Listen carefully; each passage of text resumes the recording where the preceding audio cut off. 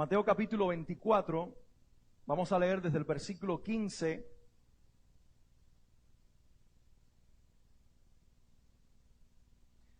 hasta el versículo 28. Pero antes de leer la Biblia, yo quiero que tú tienes una Biblia impresa contigo o tienes una Biblia electrónica, cualquiera que sea el caso, es palabra de Dios igual, ¿ok?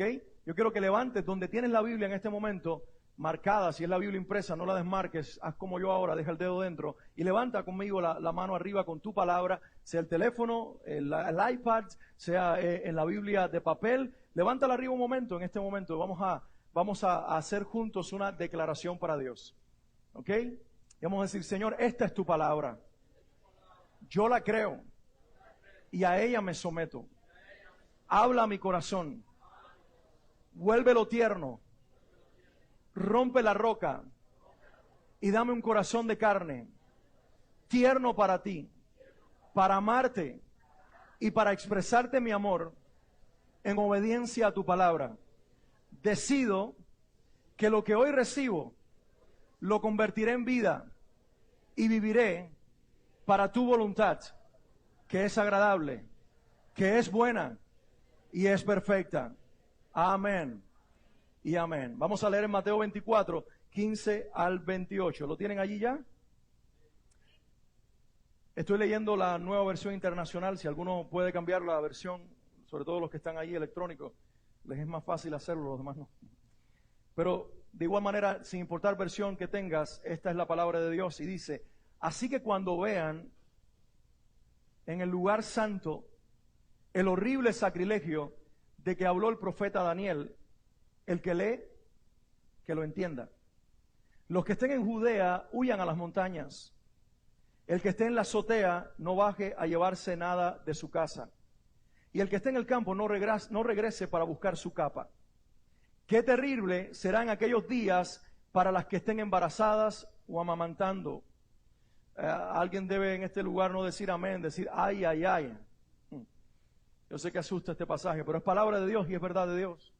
Versículo 20, oren para que su vida no suceda en invierno ni en sábado, porque habrá una gran tribulación, como no la ha habido desde el principio del mundo hasta ahora, ni la habrá jamás. Si no se acortaron esos días, nadie sobreviviría, pero por causa de los elegidos se acortarán. Entonces, si alguien les dice a ustedes, miren, aquí está el Cristo, o allí está, no lo crean, porque surgirán falsos cristos, falsos profetas que harán grandes señales y milagros para engañar, de ser posible, aún a los elegidos. Fíjense que se lo he dicho a ustedes de antemano.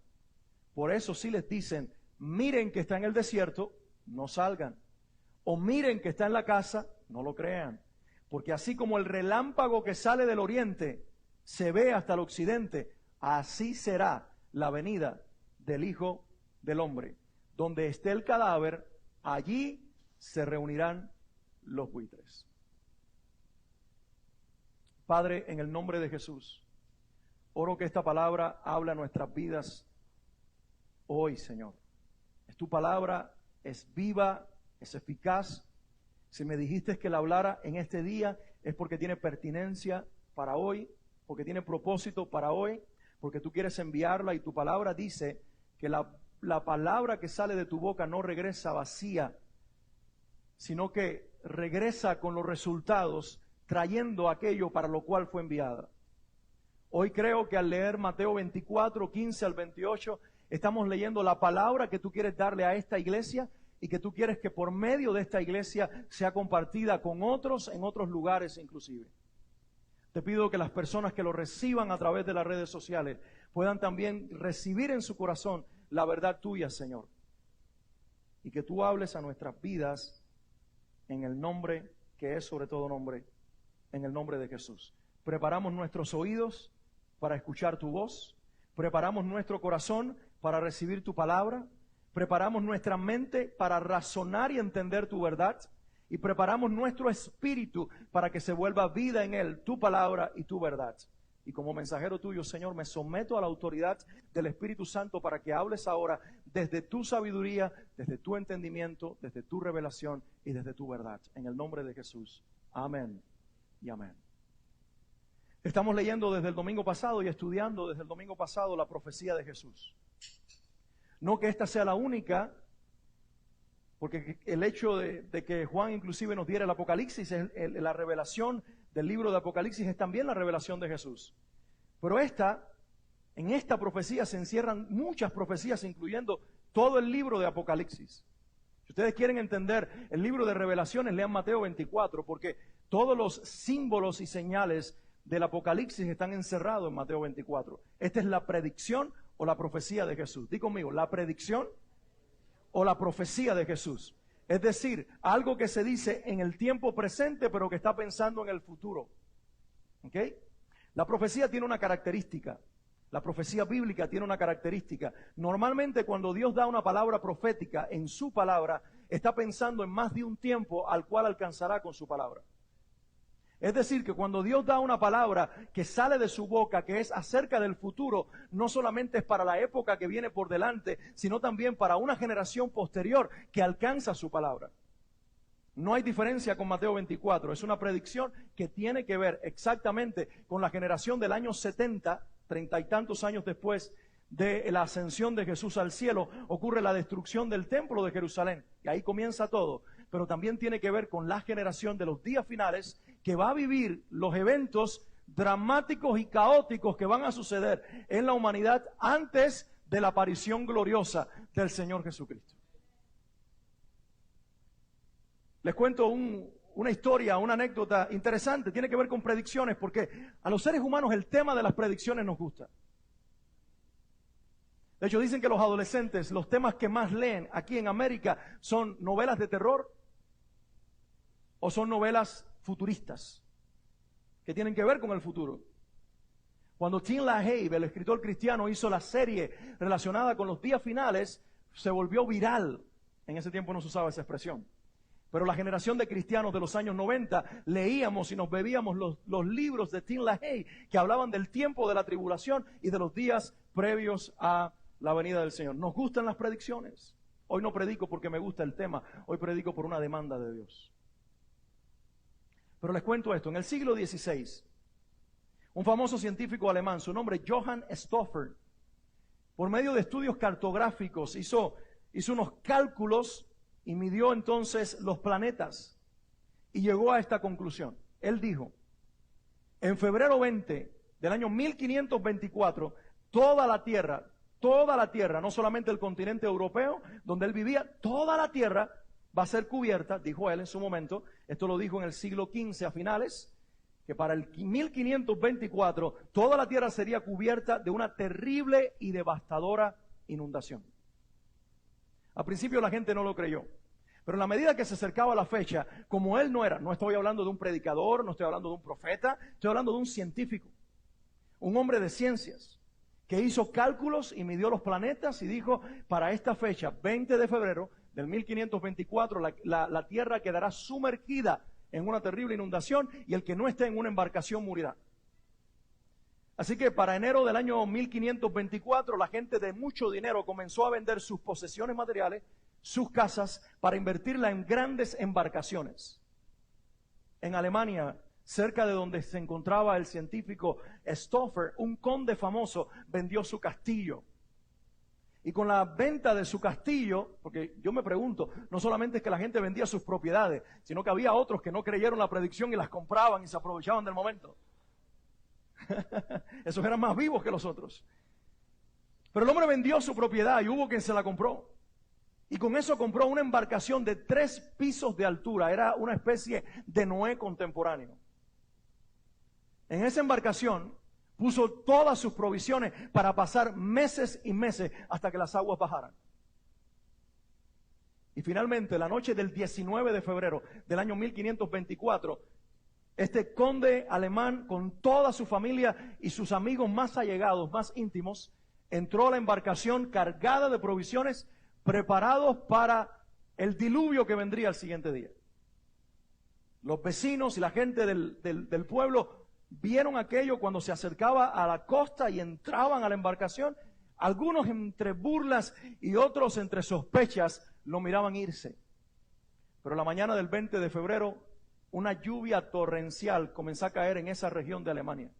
Acuérdense que no había Facebook, no había internet, no había forma de comprobar si en otros lugares de la tierra estaba lloviendo. Cuando ellos vieron la lluvia, ellos creyeron que la predicción del doctor Stoffer era una realidad y que toda la tierra iba a ser sumergida por una terrible inundación. Así que los pobres, la gente común, trabajadora de aquella aldea y aquel pueblo, se fueron de alguna manera hasta la embarcación del conde y comenzaron a tocar las puertas de la embarcación, a suplicarle que los dejara entrar, porque estaban a punto de morir sumergidos en el agua.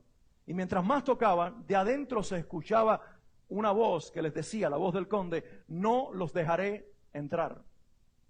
Aquí solamente hay lugar para mi familia y mis amigos más íntimos.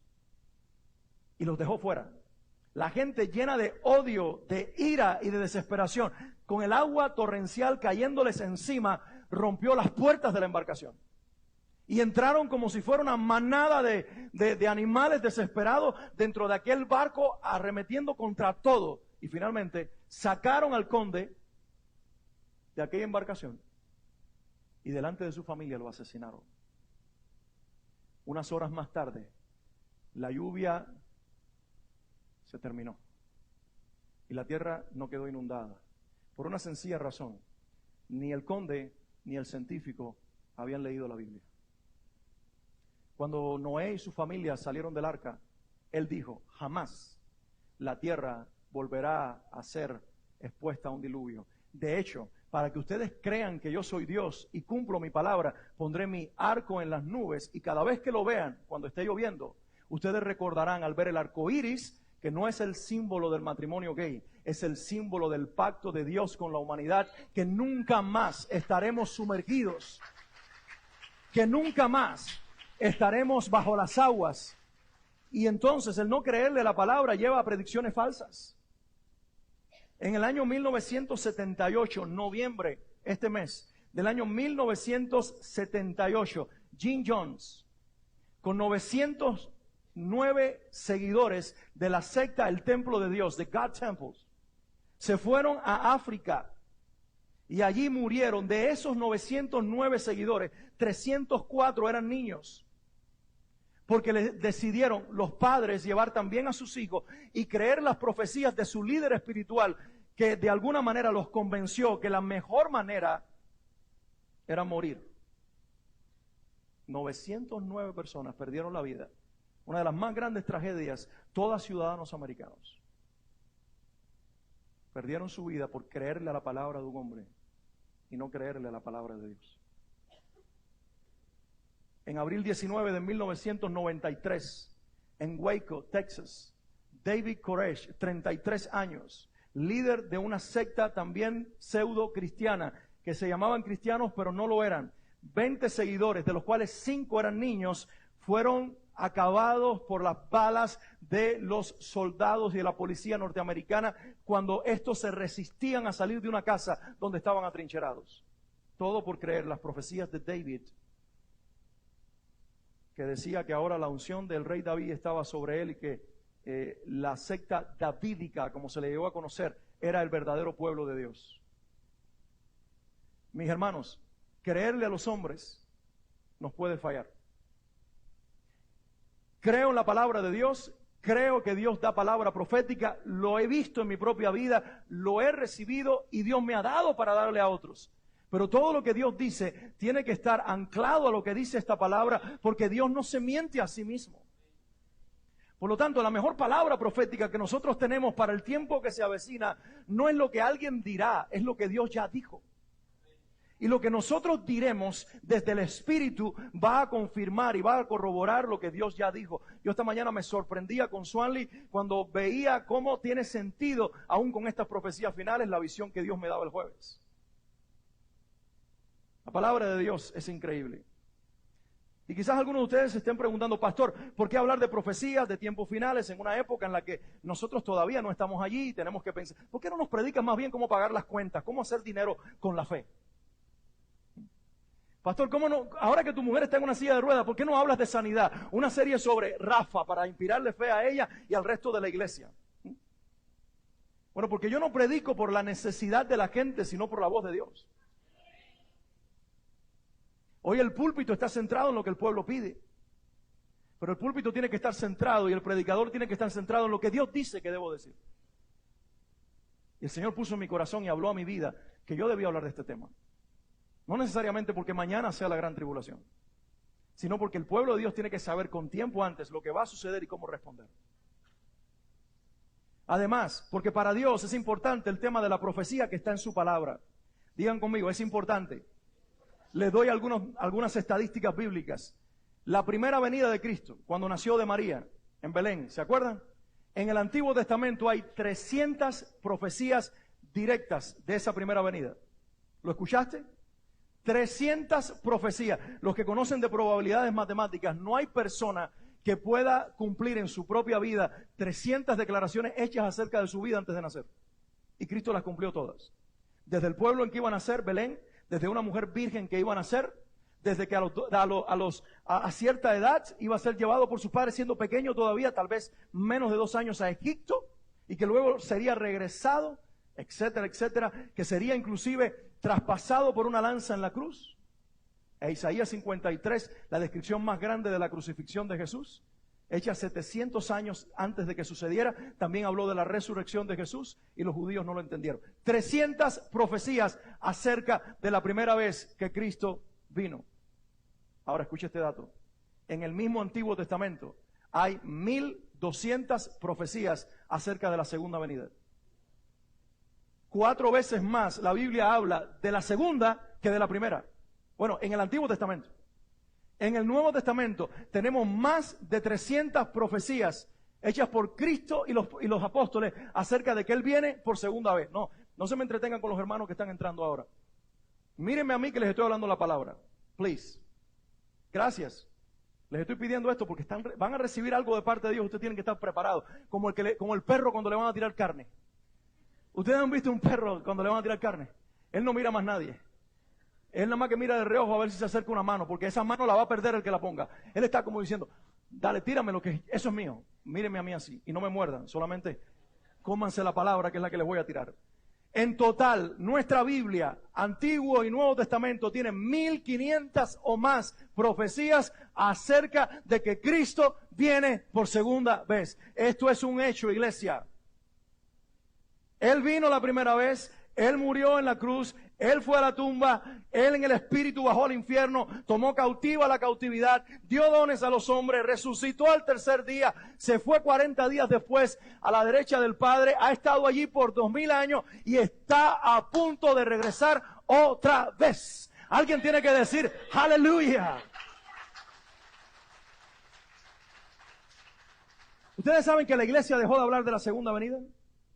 Es más, yo he estado en congregaciones y en reuniones de pastores donde pastores reconocidos le pidieron perdón a la iglesia por haber predicado en los años 80 y principios de los 90 acerca de la segunda venida. Porque ellos se sienten responsables y que su generación fue responsable de que algunos de los jóvenes cristianos de aquella época no sean universitarios. Claro, porque la iglesia interpretó mal las profecías. Por eso le recordaba a Moody cuando le dijeron, si Cristo viene mañana, ¿qué haces hoy? Él dijo, sembraría un árbol. Es decir, continuaría la vida como tiene que seguir hasta que Cristo venga, porque el asunto no es tener miedo a lo que viene y vender lo que tengo hoy para estar listo. Eso no es estar preparado. Es hacer lo que Dios me encomendó. Si estás yendo a la universidad es graduarte. Si estás enamorada y te vas a casar es casarte. Si estás esperando hijos es esperarlo. Si estás haciendo cualquier cosa es hacerlo. Pero tienes que estar preparado en el espíritu mientras vive la vida como un ser humano natural en la tierra, no con miedo escondido en tu casa con un closet o una despensa o una alacena llena de comida porque viene el cataclismo, sino preparado en el espíritu, porque es ahí donde viene la preparación, mientras vivo como un ser humano natural. ¿Alguien dice amén? Si la iglesia tiene que ser una iglesia de gente inteligente que sepa vivir en el planeta Tierra mientras su corazón está atado a lo que dice el cielo. Esa es la mejor ecuación. Ok. Los pasajes que acabamos de leer nosotros ahora, o el pasaje, los versículos 15 al 28 de Mateo 24, se resumen en una sola palabra o una sola expresión: la gran tribulación. ¿Ustedes habían escuchado esta expresión antes? ¿Quiénes de ustedes que están aquí nunca antes la habían escuchado? No se sientan mal por eso. Siempre hay una primera vez. ¿Quién nunca antes había escuchado la expresión la gran tribulación? Ay, yo la escucho todos los días cuando me llegan los biles y no lo tengo para pagarlo. Y pongo hasta un himno que dice, ya llegó, ya viene. En ese momento tú quieres escapar para no tener que pagar la tarjeta de crédito. No, no es eso lo que estamos hablando. ¿Habían escuchado la gran tribulación? Es el periodo quizás más difícil que la humanidad va a vivir. De hecho, Jesús dijo estas palabras: vendrá una tribulación que nunca antes ha habido, ni nunca después de eso vendrá. Estaba en el futuro de los discípulos y está en el futuro nuestro. La palabra tribulación es una palabra en el idioma del Nuevo Testamento que se usaba para describir a una piedra de molino para moler el trigo y volverlo polvo, volverlo harina. Así que la palabra tribulación se puede traducir también como trituración. Alguien diga trituración. Lo que significa tribulación es un periodo en el que la humanidad que vive de espaldas a Dios va a ser triturada. Los que negaron a Dios van a ser triturados por juicios y situaciones que se van a dar. Están en la Biblia. Y sobre todo, una nación va a ser triturada de su legalismo y de su rebeldía hacia Dios, identificándose como la única nación de Dios sobre la tierra. Es la más rebelde y la más incrédula. Se llama Israel. Porque su Mesías vino y lo negaron. Juan capítulo 1. A los suyos vino Israel y los suyos no lo recibieron. Mas a todos los que lo recibieron, a los que creen en su nombre, nos dio el derecho de ser hechos hijos de Dios. Alguien debería estar aplaudiendo. Porque Jesús, cuando la sirofenicia viene y le dice, sáname a mi hija, échale fuera el demonio, dice, no, esto es para los hijos. Los perritos no pueden comer del pan de la mesa. Y ella le dijo, sí, pero podemos comer al menos las migajas que caen de la mesa. Y él dijo, wow, alabo la fe de esta mujer que creyó más allá de lo que es capaz un ser humano creer. Y esta mujer representa a los gentiles, nos representa a nosotros. Era de Tiro y Sidón. Por cierto, Tiro y Sidón extendía sus costas hasta España. ¿Quiénes de ustedes tienen apellidos españoles aquí? Estaba hablando de ustedes entonces. Ustedes son un montón de perrillos junto conmigo.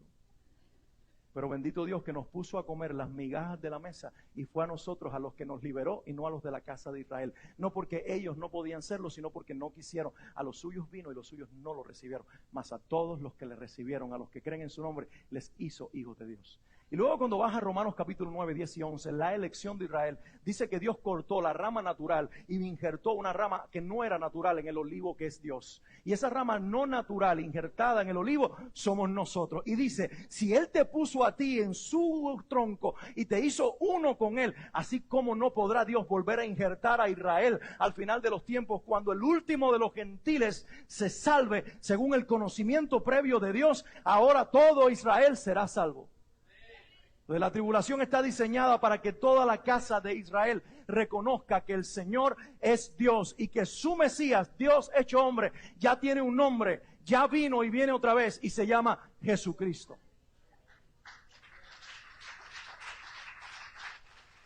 Escucha esto. Los judíos saben que el nombre de su Mesías es Jesús o Yeshua, Jehová el que salva. Nosotros estábamos en el bat mitzvah de la hija de nuestro amigo. Mi amigo de la niñez se casó con una muchacha judía. Ella es judía reformada. Se puede casar con quienes no son judíos. Además de eso come carne de puerco y con gris. No, es impresionante eso. Por eso son reformados. Son reformados porque reformaron la ley. Entonces en sábado ellos manejan carro. Ellos usan elevadores. No son inteligentes esos judíos. Y ellos van a la sinagoga en sus carros, tienen sinagogas de judíos reformados. Entonces ellos salen en short y en tenis, son modernos, impresionantes.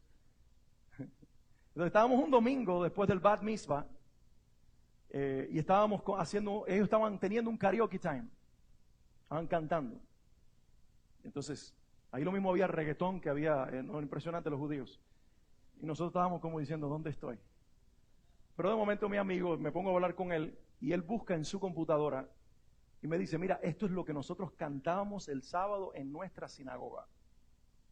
Y busca un salmo, Salmo 60 y algo, perdónenme no tener memoria, pero uno de los salmos que está en nuestra Biblia, que es un salmo mesiánico, que habla del Mesías, que Israel espera. Y cuando él empieza a poner la música que sale a través de los speakers, lo que yo empiezo a escuchar y a ver allí en el karaoke es pura alabanza a Dios. Y Swanley y yo nos pusimos a cantar y yo me pongo a alabar a Dios. Y cuando llegó el momento del salmo en que se habla del Mesías de Israel, decía así, Yeshua HaMashiach.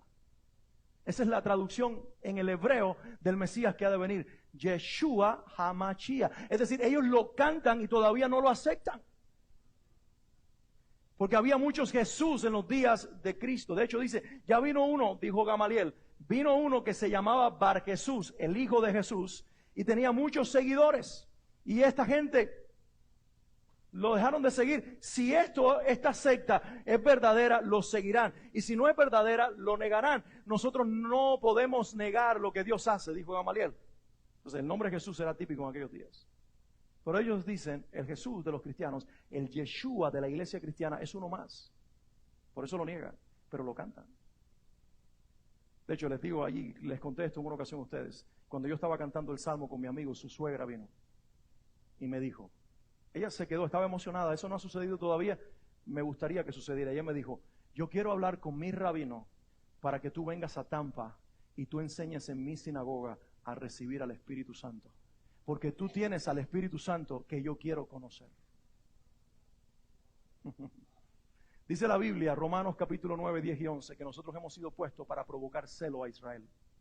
Cuando tú y yo estamos cerca de los judíos, ellos quieren lo que nosotros tenemos. Por eso ningún cristiano tiene que volverse judío. Los judíos tienen que volverse cristianos.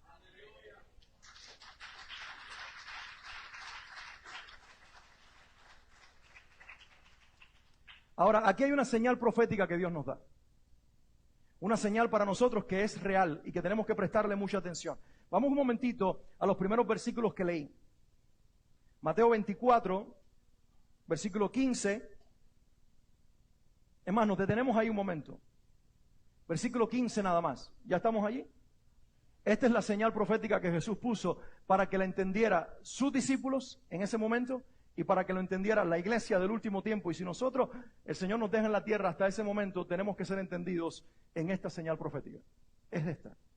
Por tanto, cuando veáis en el lugar santo la abominación desoladora de la que habló el profeta Daniel, el que lee, entienda.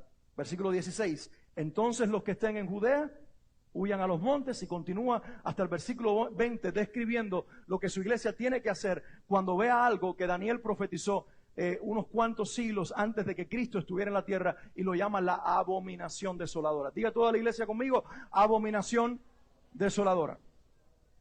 Por cierto, Daniel, de los profetas del Antiguo Testamento, fue uno de los que más habló de la tribulación. En su libro, La profecía de Daniel, que yo te invito a leerla, él le llama tiempo de angustia.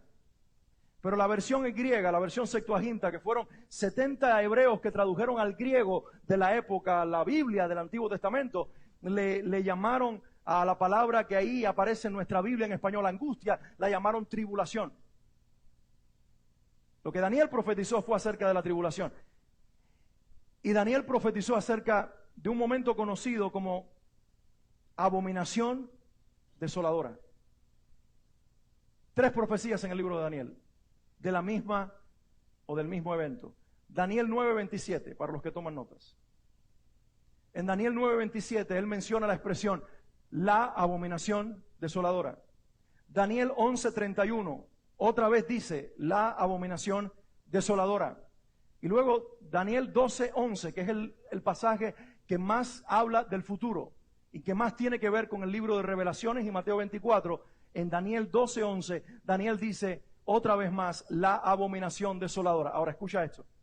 Para mí esto no es casualidad, lo que la Biblia nos enseña y la historia nos enseña. Daniel dice 3 veces, o usa 3 veces, en 3 capítulos diferentes, la palabra abominación desoladora. Hasta el momento, 2 veces se ha cumplido en la historia la profecía de Daniel, y falta un tercer cumplimiento. ¿A qué me estoy refiriendo? Para los judíos, la abominación o el sacrilegio en toda su expresión es que en su templo se ponga una insignia o se haga un sacrificio a un dios o a una deidad que no sea Yahweh, el Dios de Israel. Año 165. Ya el imperio el imperio griego, disculpe, de Alejandro Magno se dividió en 4, según lo profetizó Daniel. 4 brazos que iban a salir de un solo imperio. Lean el libro de Daniel, hay mucha historia allí. Daniel dice, y veo que de aquel cuerno pequeño salen 4, que de aquel rey que ha de venir, que será muy fuerte y que vencerá a los anteriores, Alejandro Magno, van a salir 4. A los 33 años de edad, Alejandro, habiendo conquistado el mundo conocido entonces, siendo el emperador del momento, Alejandro Magno muere. Y cuando Alejandro muere, su reino se parte en 4. Y cuando su reino se parte en 4, hay 2 grandes familias, dinastías, que finalmente se convierten en los dueños de la tierra. En el sur, los dueños de la tierra son los egipcios o el imperio de los Seleucidas, o mejor dicho, de los Ptolomeos. Disculpe, estoy tratando de memoria decirle los datos. Y en el norte, desde Siria, siendo griegos todavía, estaban los Seleucidas. Estos más fuertes que los otros. Israel como nación se pone de acuerdo con el reino del sur. La profecía decía, no hagas acuerdo con Egipto porque serás destruida. En sus Biblias está. Entonces, cuando en el año 165 entra al trono de este reino en Siria de los Seleucidas, Antíoco IV Epífanes, búsquenlo en sus libros de historia, vayan a Wikipedia, les va a aparecer este nombre, Antíoco IV Epífanes. Él sube y él va hacia el sur, Egipto, y destruye el reino prácticamente de los Ptolomeos, la dinastía ptolomea. Pero él escucha que en Israel se levantó una sublevación. ¿Han oído hablar de los macabeos? Los príncipes macabeos, Judas Macabeo, su padre y su familia levantan una insurrección en Israel y dice, ya no seremos más subordinados de Grecia. Por detrás del telón habían hecho acuerdo con Roma para que los protegiera. Roma ya estaba emergiendo. Pero entonces Antíoco IV Epífanes deja Egipto y dice, es tiempo de ir a Israel y demostrarle a ellos que los poderosos somos nosotros. Así que arremete con toda su furia, sitia la ciudad de Jerusalén. Los deja sin comida por semanas, empiezan a comerse las comidas podridas y algunas cosas más que no me gustaría mencionar. Y finalmente penetran la ciudad y Antíoco Epífanes penetra el templo y en la parte de afuera, en el monte del sacrificio, pone las insignias y la estatua del dios Zeus. Y cuando pone la estatua del dios Zeus sobre el altar de piedra de sacrificio, sacrifica una cerda, un animal que es abominable para los judíos. Y en ese momento Antíoco IV Epífanes, en el año 165 antes de Cristo, año 165 antes de Cristo, él cumple la profecía de Daniel 9:27. Va a haber una abominación desoladora. Pero pasó el tiempo. El templo de Israel es reconstruido. La gloria de Israel es levantada. Vino Herodes el Grande y le dio gloria a Israel, como yo mencionaba la semana pasada. Pero Cristo dice, ustedes ven toda esta gloria, no quedará piedra sobre piedra. Está hablando del año 70. General Tito, el hijo de precisamente el que iba a ser emperador de Roma, tiene la orden de su padre Vespasiano. Y Tito Flavio Vespasiano entra a Jerusalén. Y cuando entra a Jerusalén, antes de que el templo es quemado y es destruido, él levanta las insignias de Roma y el sello del César en el monte del sacrificio. Se está cumpliendo lo que Daniel dijo en 11:31, la segunda vez, la abominación desoladora. Pero Jesús dice en Mateo 24 que esta abominación desoladora se une con un periodo en la tierra en el cual va a haber una tribulación que nunca antes la humanidad ha vivido. Ustedes me miran como diciendo, ay pastor, ¿por qué tú no me hablas de otro tema? Te vas a acordar de mí cuando llegue ese momento. Estoy siendo una voz profética para ti ahora. Ahora solamente tú piensas en el carro que tienes que pagar. Y tú estás en la tontería de la humanidad de este presente. Disculpa que te diga esto. Pero tenemos que alzar la mirada porque el día de nuestra redención se acerca. Y tenemos que empezar a ser proféticamente entendidos. Estoy a punto de darte algunos consejos bíblicos, pero presta atención a lo que te estoy diciendo para que después no digas, no sé ni de lo que habló. Te estoy dando todos datos históricos para que tú veas que la profecía más precisa de la Biblia es esta. Las profecías de la palabra de Dios son precisas, no se equivocan, que Dios cumple en la historia lo que Él dijo y lo va a volver a cumplir. Falta una tercera vez en que en el templo de Dios se levante una abominación desoladora. ¿Ustedes escucharon lo que yo acabé de decir? En el templo de Dios en Israel, una abominación desoladora. Lo voy a preguntar, ¿lo escucharon? Estoy diciendo algo que todavía no es, porque en Israel en este momento no hay templo. Entonces, pastor, ¿cómo tú puedes decirme a mí que va a haber una abominación desoladora en un templo que no existe? Segunda Tesalonicenses capítulo 2, versículos 3 al 5. El apóstol Pablo, hablando del anticristo, dice esto. ¿Saben quién es el anticristo? Un gobernante mundial que será más cruel que Hitler, mezclado con Stalin, con Fidel Castro, con Mussolini y con todos los grandes asesinos y tiranos de la historia y grandes emperadores. Todos metidos en una licuadora, los bates y sale el anticristo. Es lo peor que ha habido en la historia. No, el que salió de Cuba diciendo, me libré de Fidel Castro, tú no sabes lo que viene.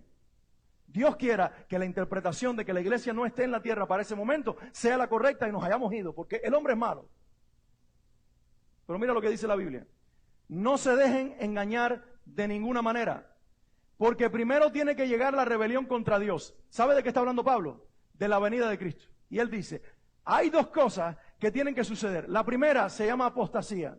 Es decir, muchos que hoy dicen ser cristianos, cuando los pongan entre la espada y la pared y les digan, niega a tu Señor, para seguir vivos lo negarán. Se pondrán una marca en la mano y morirán. Morirán después como apartados de Dios, pero ellos van a vivir, posiblemente. La más grande apostasía.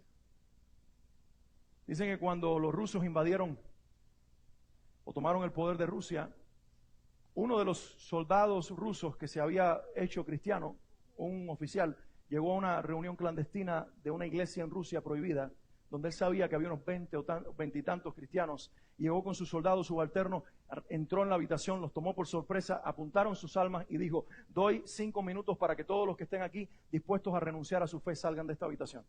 Eran 25 personas, la mitad se fue de una vez.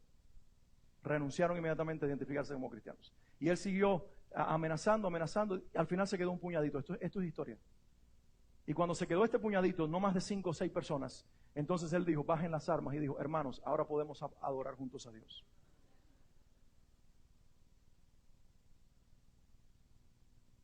Dice, no se dejen engañar de ninguna manera.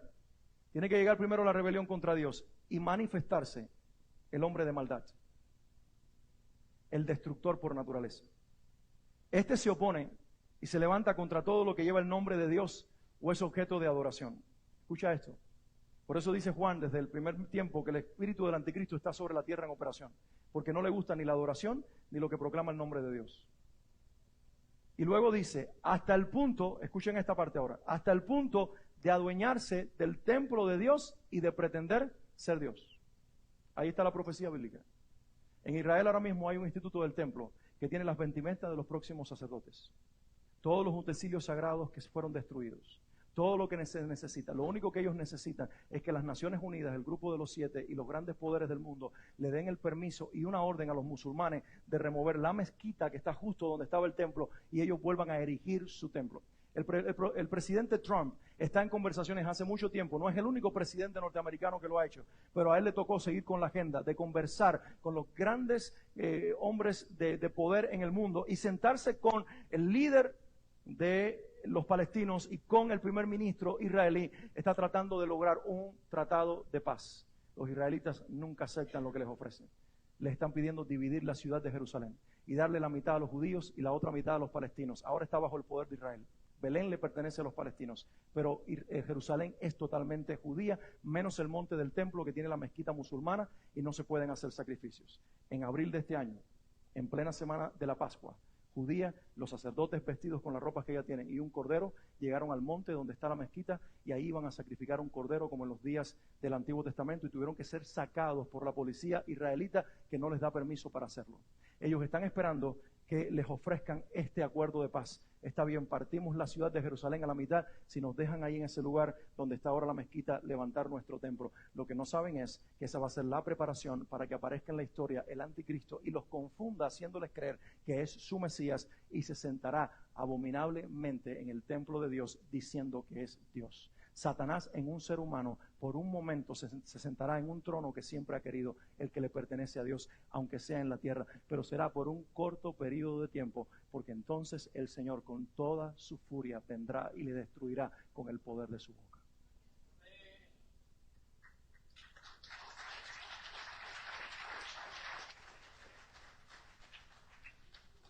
Gracias por su paciencia. Ahora quiero darte una palabra de parte de Dios. ¿Estás listo para recibirla? Hay 4 cosas que tú tienes que hoy, siglo XXI, día 3 de noviembre del año 2019, tener ya en tu vida preparado para cuando Cristo venga por su iglesia a levantar a su pueblo, porque es un hecho. Hay dos cosas que este pasaje nos enseñan y que son una realidad, o tres, debo decir, la gran tribulación que hoy predicamos, pero también hay dos más que son centrales en todo esto. La primera, Cristo viene otra vez. Él viene por segunda vez, 1500 profecías en la Biblia. Pero la otra que está en nuestra Biblia es que va a haber un arrebatamiento. La iglesia va a ser levantada. No sé cuándo sucederá, en qué momento, pero oiremos la voz, escuchará la trompeta y los que están en Cristo saldrán de las tumbas resucitados y los vivos saldremos para unirnos con el Señor a exaltarlo para siempre. Alguien tiene que alabar a Dios. Tú deberías darle más fuerte el aplauso.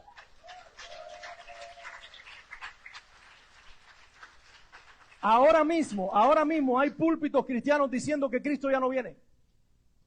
Ahora mismo hay pastores enseñando que ya no va a haber arrebatamiento. Bajo un solo argumento, la palabra rapto no está en la Biblia. Y ellos dicen, ya ven, la palabra rapto no está en la Biblia. Pero sí está la palabra arrebatamiento, que es la palabra griega harpazo, que quiere decir, te tomo con furia y te saco. No es como con violencia, no es que está peleando contigo, es como cuando viene un tren y te va a pasar por arriba y alguien se tira y te saca. Esa es la idea. En el momento justo, cuando estás a punto de ser impactado, el Señor dice, yo te libraré. Capítulo 3 a la iglesia de Filadelfia, de la prueba que ha de venir. Y Pablo dice en Tesalonicenses capítulo 5, él dice estas palabras, y nosotros no hemos sido llamados a ira, sino a misericordia. O alguien tiene que alabar a Dios. Entonces, lo primero que nos enseña este pasaje, lo primerito, es estar espiritualmente seguros. Si tú estás en Cristo, estás guardado. Si tú estás en Cristo, aunque pases por la prueba, Él está contigo. Isaías 43, aunque pases por las aguas, no te hundirás. Y aunque pases por el fuego, la llama no arderá en ti. Yo te saco de las aguas y yo te saco del fuego. Si vas camino a donde yo te llevo, hay una puerta de bronce y hay un cerrojo de hierro, yo hablo y la echo abajo, dice Dios. Y tú pasarás de largo. Yo abro camino en el desierto, Isaías. Abro manantial en medio del sequedal, dice el Señor. Yo soy el que partí el mar en dos, el que hizo caminar en seco a Israel. Yo soy el Dios que cuando hablo, hago lo que nadie puede hacer. Yo soy tu Dios. Yo soy tu Dios. La prueba presente no podrá destruirte. La prueba que viene no podrá destruirte. Nadie te podrá destruir porque estás en el hueco de mi mano. Mío eres tú, dice el Señor.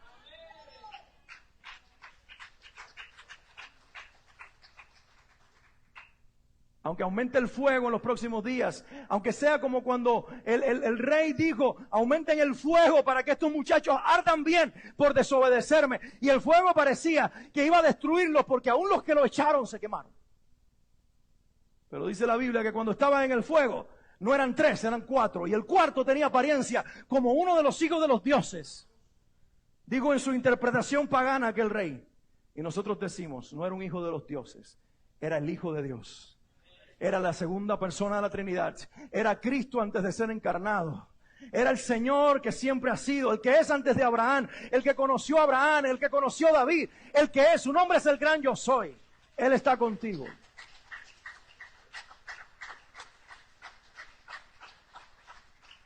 Tienes que vivir tu vida sabiendo que vas de la mano con un Dios que te lleva. Estás seguro. Si tú estás en Él, Él está en ti.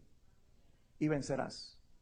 Problemas de trabajo, problemas familiares, problemas físicos, problemas económicos, todos van a desvanecerse ante el nombre del Dios en el cual tú crees. Lo único que tienes que asegurarte es que Él sea siempre tu estandarte y que Él sea más grande que tu situación.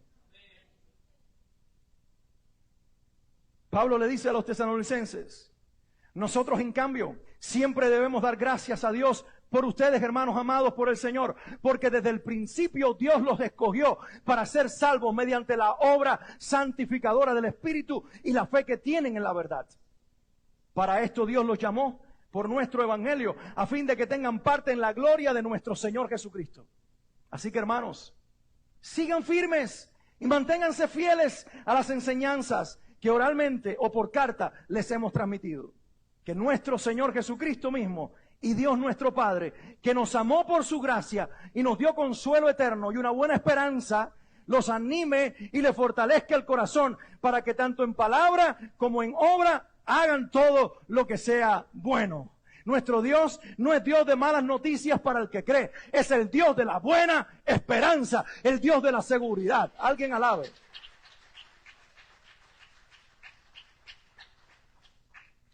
Lo segundo que el Señor nos enseña es a no ser espiritualmente ingenuos. Versículos 23 al 28 dice, se van a levantar muchos que van a decir, yo soy el Cristo. Y te van a decir, está en el campo, está en la azotea, está dentro de la casa. Van a venir en mi nombre, harán falsas prodigios y señales. Escúchame esto. Muchos cuando ven milagros dicen, ya ves, es un falso profeta. No. La mayor expresión de alguien ungido por Dios es un milagro. Y te lo puedo probar con la misma Biblia, el libro de los Hechos. Aún la sombra de Pedro ponían los enfermos para que cuando él pasara los sanara. Y Pedro fue un profeta y un apóstol de Dios. Lo que pasa es que Satanás siempre va a querer falsificar aquello que es de Dios. Por eso el santero, el espiritista y el medium habla una Biblia y en el nombre del Padre, del Hijo y del Espíritu Santo te trata de predecir tu vida. Porque está tratando de engañarte. Y por eso los falsos profetas harán señales, prodigios y maravillas. Pero para que eso sea contrarrestado, hace falta una iglesia no cesacionista que diga que ya eso se acabó. Hace falta una iglesia que manifieste lo que realmente es de Dios y contrarreste las señales y los prodigios falsos.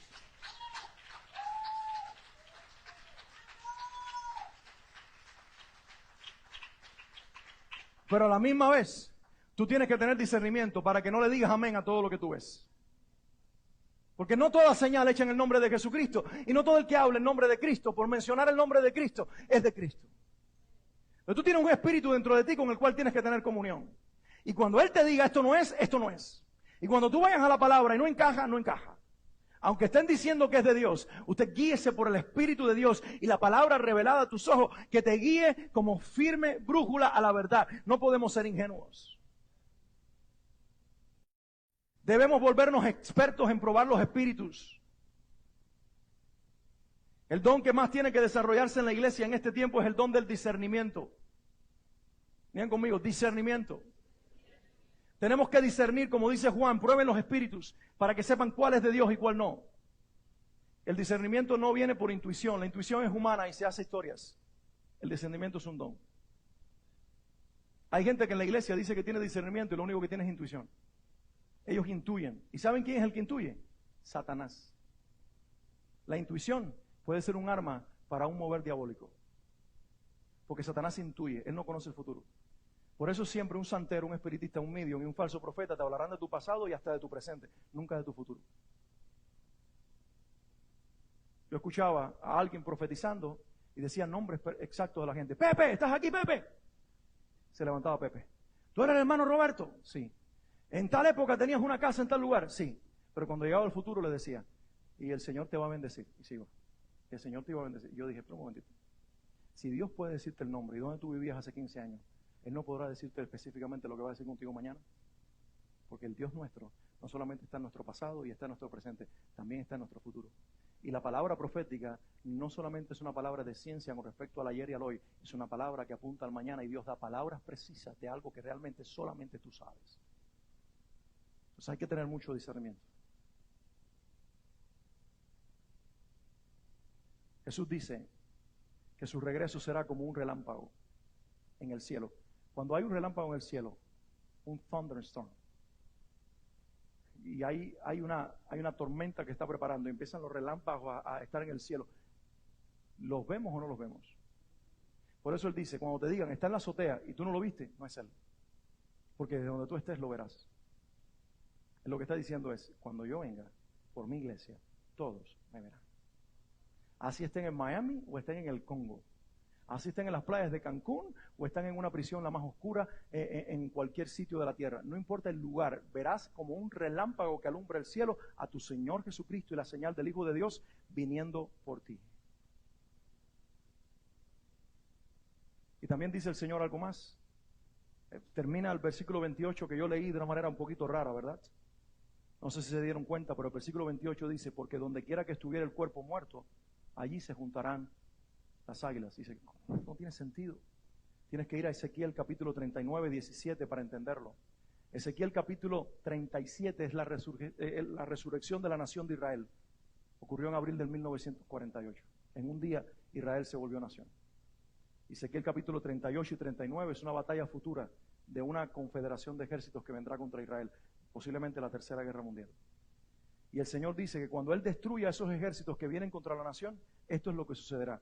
Ezequiel 39:17. Hijo de hombre, así dice el Señor omnipotente, dile a todas las aves del cielo y a todas las fieras que se reúnan de todos los alrededores y vengan al sacrificio que les ofrezco, un gran sacrificio sobre los montes de Israel. Allí comerán carne y beberán sangre.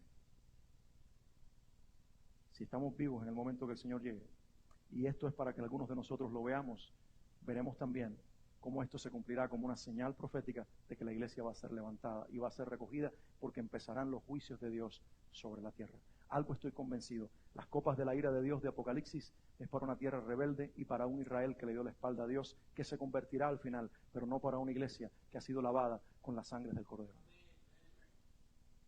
El jueves en la noche tenía aquí yo una visión preciosa. ¿Recuerdan los que estaban? Mientras adorábamos aquí y danzábamos, con esto quiero yo casi terminar ya. Si me regalan un par de minutos más. ¿Me regalan un par de minutos más? Jesse, okay. ¿Tú también, Juni? ¿Y tú, Daniel? Ya voy por 6, a ver, sigan mirando. Okay. Estábamos aquí adorando y mientras adorábamos yo estaba sentado y Isa estaba dormido arriba de mí. El Señor me abrió los ojos para ver algo precioso. Veía el trono de Dios. No vi a Dios, su cara, porque yo estaba de lado. Así que Él quedaba aquí a mi lado, veía sus hombros hacia abajo y veía unas ropas que cubrían aquel trono. Algo inmenso. En un momento este techo dejó de ser y veía un cielo. Y allí en ese lugar un trono impresionante. El trono se movía. Y mientras se movía, mi mente racional, que Dios me la dio, yo a veces entro en duda y digo, Señor, ¿por qué tú me diste esta mente que siempre lo cuestiona todo? Pero yo me doy cuenta que es una virtud que Dios me dio para que no me confunda con las cosas que pueda yo ver y no ser yo mismo autoengañado. Y entonces digo, pero Señor, ¿cómo es posible que el trono se esté moviendo? Tu trono no se mueve. Y inmediatamente dentro de mí, la voz con más autoridad, pero a la misma vez más amorosa que he escuchado, me dijo, ¿no has leído Ezequiel capítulo 1? Busqué en mi Biblia Ezequiel capítulo 1 y efectivamente ahí habla de la gloria de Dios en un trono que se mueve y tiene ruedas. Y que las ruedas giran en sí mismas y que el Espíritu está en las ruedas. Es una gloria que se mueve hacia los lados, hacia adelante, no retrocede nunca. Y mientras yo veía esta tremenda visión alrededor de ese trono, pero no a la altura del trono, sino un poco más abajo, había una multitud, no eran miles, no eran miles de miles, eran millones de millones. Yo podía ver un mundo de gente que se perdía en la distancia, pero todas estas gentes estaban alrededor del trono y tenían unas palmas como pencas de árbol en las manos de palma, y mientras había una música que yo no pude escuchar, mis oídos naturales no pudieron escucharlo, pero sé que había una adoración y que ellos cantaban y que todos adoraban y que había algo espectacular en aquel lugar. Todos también estaban danzando. Yo sé que yo era parte de lo que estaba sucediendo, aunque a la misma vez lo estaba mirando. Y esta mañana, mientras meditaba todavía en lo que iba a predicar y empiezo a buscar los pasajes de la Biblia paralelos en la Biblia que hablan de la gran tribulación, el Señor me llevó a Apocalipsis capítulo 7 y les leo esto en este día. Dice, después de esto miré y apareció una multitud tomada de todas las naciones, las tribus, los pueblos y lenguas. Era tan grande que nadie podía contarla. Estaban de pie delante del trono y del Cordero. Y honestamente yo he leído este pasaje, pero siempre había interpretado que estaban delante del trono y estaban así, el trono estático y ellos delante del trono y se perdían. Pero mira el pasaje como dice, estaban delante del trono y del Cordero, vestidos de túnicas blancas y con ramas de palma en la mano.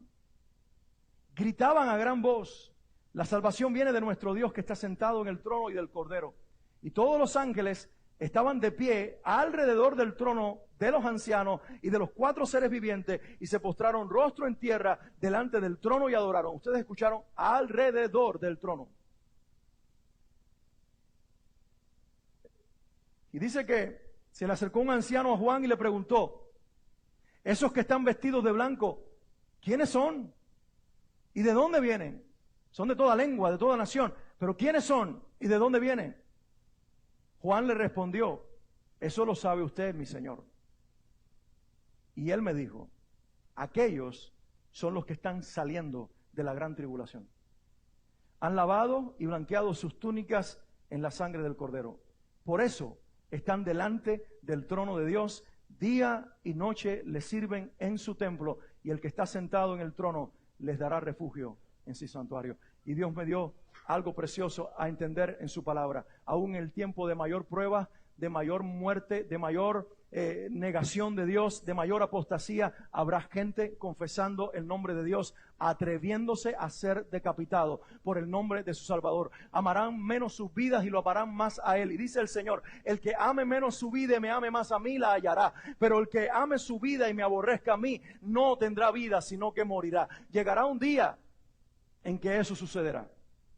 Por eso, mi último consejo para nosotros en este día es: todos hoy y por el resto de nuestra vida, hasta obtener seguridad, tenemos que hacernos esta pregunta: ¿soy verdaderamente salvo?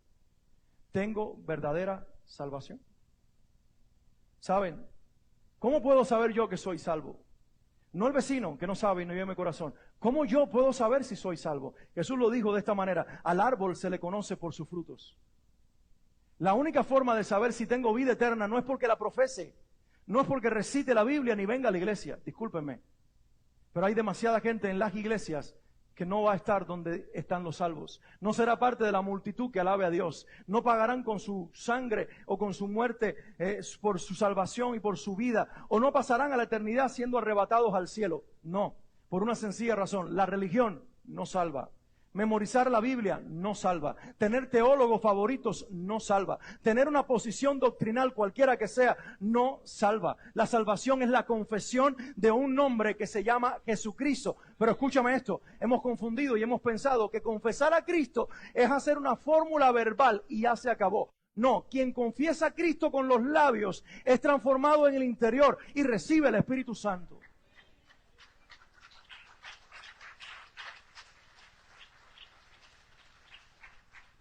Si tú naciste de nuevo, inmediatamente comienzan a haber frutos.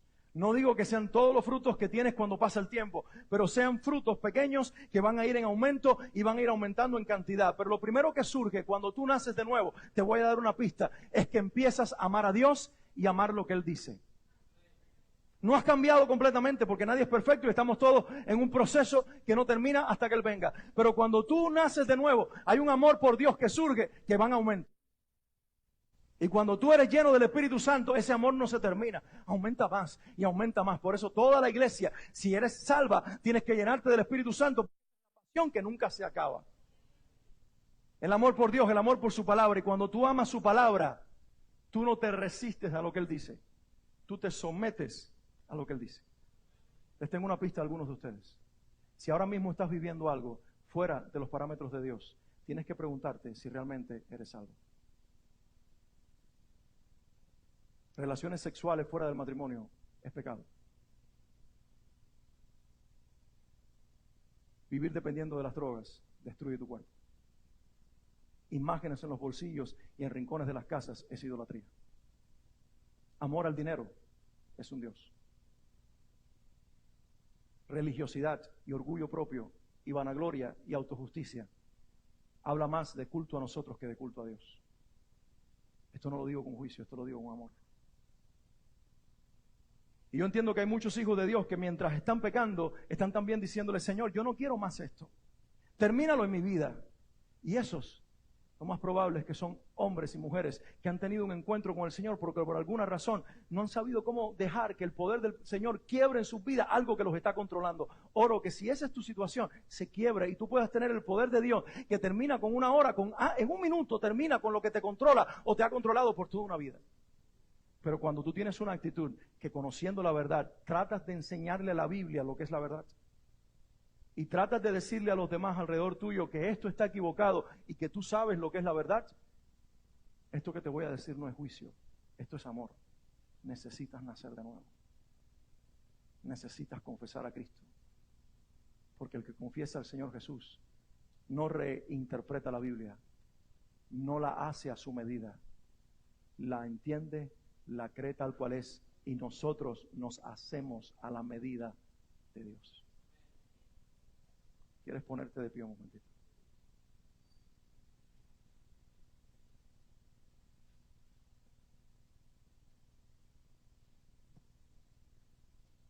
El pastor Adrian Rogers, hablando acerca de este tema, dijo en una ocasión: El general Omar Bradley dijo esto acerca de nuestra generación. Esto fue en el siglo XX. Ahora ha habido un aumento. El general dijo acerca de nuestra generación: sabemos más de guerra que lo que sabemos de paz. Sabemos más de matar que de vivir. Esta es nuestra declaración de progreso del siglo XX. El conocimiento de la ciencia sobrepasa la capacidad por control. Tenemos demasiados hombres dedicados a la ciencia y muy pocos hombres de Dios. El mundo ha alcanzado inteligencia sin sabiduría, poder sin conciencia. Somos un mundo de gigantes nucleares, pero de infantes éticos. Creemos que expresó, dice Rogers, una gran verdad. Jesús enseñó que viene un tiempo como nunca antes visto en la historia. Se conoce como la gran tribulación, cuando todo nuestro progreso y nuestros adelantos se reducirán a una sola persona, y su nombre es Jesucristo. El centro del mensaje es este hoy.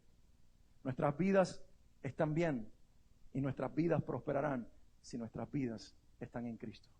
No importa lo que tenemos o lo que perdamos, lo importante es que siempre tengamos a Cristo y nunca, nunca nos separemos de Él.